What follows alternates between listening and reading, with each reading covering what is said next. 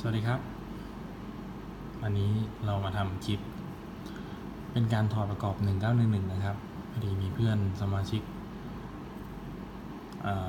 อินบ็อกมาว่าให้ช่วยสอนการถอดประกอบ1911ให้หน่อยครับก็เดี๋ยวผมจะทำทั้งหมดเป็น3ตอนกันแล้วกันนะครับก็คือเป็นถอดทั่วไปถอดละเอียดชุดบนแล้วก็ถอดละเอียดชุดล่างที่เป็นเฟรมนะครับก็อันนี้เป็นอันที่1นะครับก็ถอดทั่วไปนะครับทำความสะอาดครับผมก่อน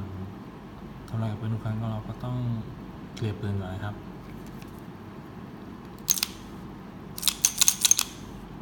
นี่ไม่มีกระสีนะครับครับผมก็ตัว1911นะครับก็จะมีมาร์กอยู่2ตำแหน่งนะครับตรงนี้กับตรงนี้นะครับตัวนี้เป็นทางสไลด์อันนี้ที่เราจะถอดประกอบกันนะครับก็จะเป็นตัวบูชิ่งประกอบตรงนี้นะครับก็เดี๋ยวเพื่อนๆดูพร้อมกันเลยนะครับบางคนอาจจะดึงมาแล้วถอดตรงนี้หรือ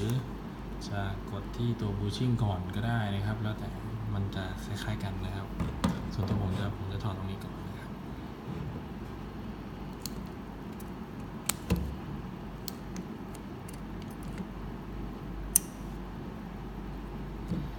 ค่อนข้างแน่นนิดนึงครับ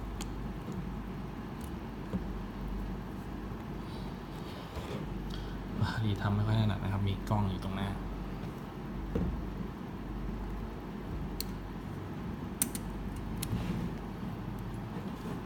นี่ออกมาแล้วนะครับ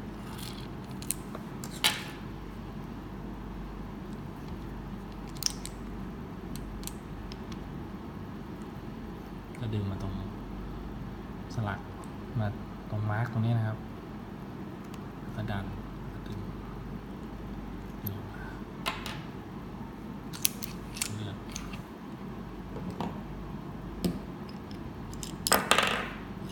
กับบูชิ่งด้านหน้านะครับหมุนไปอีกทางหนึ่งนะครับจะอยู่ขนาดนี้แล้วสามารถดึงออกมาได้ครับ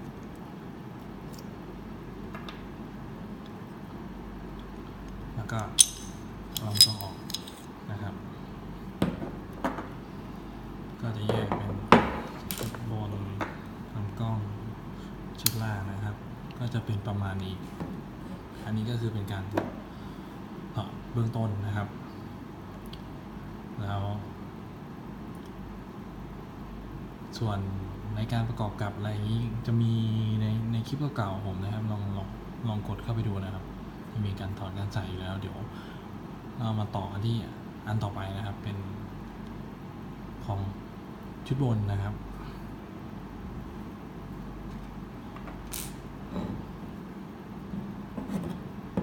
อันนี้ครับชุดบนนะครับของผมเป็นซีรีส์70นะครับไม่มีกระบอกล็อกเข็มแทงชนวนนะครับมีการถอดนะครับก็เนี่ยนะครับกดตัวเข็มแทงชนวนลงไปนะครับแล้วก็เอาแผ่นปิดออกนะครับเอามือดันด้วยนะครับเดี๋ยวมันจะกระเด็นออกนะครับนี่นะครับ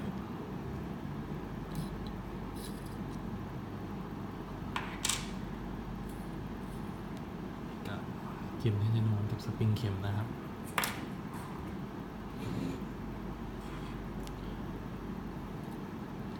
ก็ขอล้างนะครับ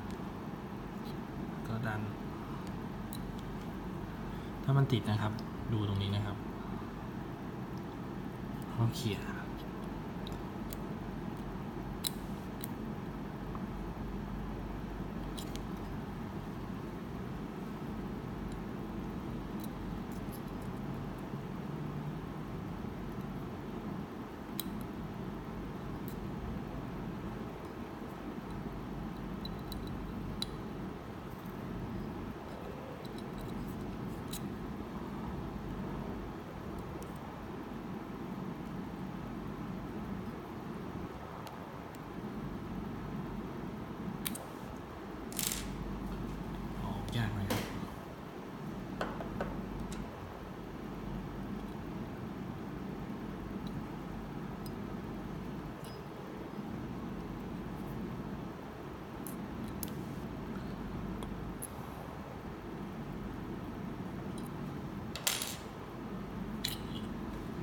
อล้าง